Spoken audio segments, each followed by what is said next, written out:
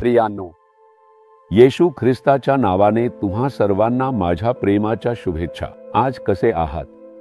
तब्येत ठीक आहे ना? आनंदात आहात का? प्रभू येशू सोबत चालणारी मुले नेहमी आनंदी असली पाहिजेत। समस्या, संघर्ष, अडचणी या सगळ्या आपल्याकडे येणारच, पण त्याच्यामध्येच प्रभू आपल्याला आनंदी, धैर्यवान आणि बळकट करत राहतो। म्हणूनच तो आपल्याला त्याच्यासोबत चालण्याच्या अनुभवात ठेवतो। दररोज येशू सोबत राहा, तुमचे जीवन आशीर्वादित आणि यशस्वी होईल। कधी कधी जिथे आपण राहतो तिथे कुठलाही कारण नसताना लोक आपल्याशी वैर करतात। काही संबंध नसलेले लोकही आपल्याला त्रास देतात, ते आपल्या विरुद्ध बोलतात, आपला आशीर्वाद थांबवायचा प्रयत्न करतात। त्यांचे आणि माझे काय संबंध? मी त्यांना काही वाईट केले नाही। अशा प्रसंगांमध्ये आपल्या आयुष्यात हे घडते। कधी कधी मन थोडे खचते, पण घाबरू नका, एक भक्त असे सांगतो। 2 शामुवेल अध्याय 22 वचन 49। माझ्या विरुद्ध उठणाऱ्यांवर तू माझे वर्चस्व करतोस, बलात्कारी माणसांपासून मला सोडवतोस। प्रभू कसा आहे? तो आपल्या विरोधात उठणाऱ्यांसमोर आपल्याला उंच करतो आणि क्रूर व्यक्तीच्या हातून आपली सुटका करतो। तुमच्या विरुद्ध उठलेले लोक आहेत ना, त्यांच्या डोळ्यांसमोरच परमेश्वर तुम्हाला उंचावेल। त्यांच्या सर्व कपटयुक्त युक्त्यांपासून तो तुम्हाला वाचवेल आणि काहीही तुमच्यावर येऊ देणार नाही। त्यामुळे घाबरू नका। या विरोध करणाऱ्यांमुळे प्रभूला स्तुती करा, कारण अशा विरोधकांमुळेच प्रभू तुम्हाला अजून अधिक उंचावू शकतो। माझ्या सेवाकार्यात मी हे पाहिलं आहे, विरोध करणारे उठतात, बोलतात, पण परमेश्वर नेहमीच माझ्या सेवेला आशीर्वाद देत आणि उंचावत राहिला आहे। दानियेलच्या 6व्या अध्यायात बघा, दानियेल त्या देशात एक मोठा अधिकारी होता। याच्या सोबत असलेल्या इतर अधिकाऱ्यांना दानियेलबद्दल खूप हेवा वाटत होता। हा कुठून तरी आला, परदेशातून आला, इथे येऊन गुलाम म्हणून आला आणि या देशात मोठ्या पदावर पोहोचला।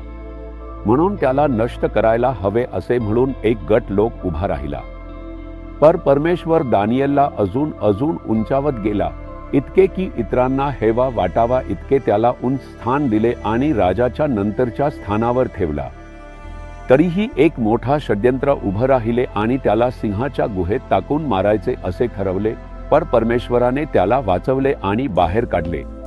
काहीही करू शकले नाही। परमेश्वर तुमच्या सोबत असेल तर कुणीच तुमचं वाईट करू शकत नाही। हे तुमच्याशी लढतील, पण परमेश्वर त्यांच्या डोळ्यांसमोरच तुम्हाला उंचावेल। म्हणून तुम्ही निराश होऊ नका।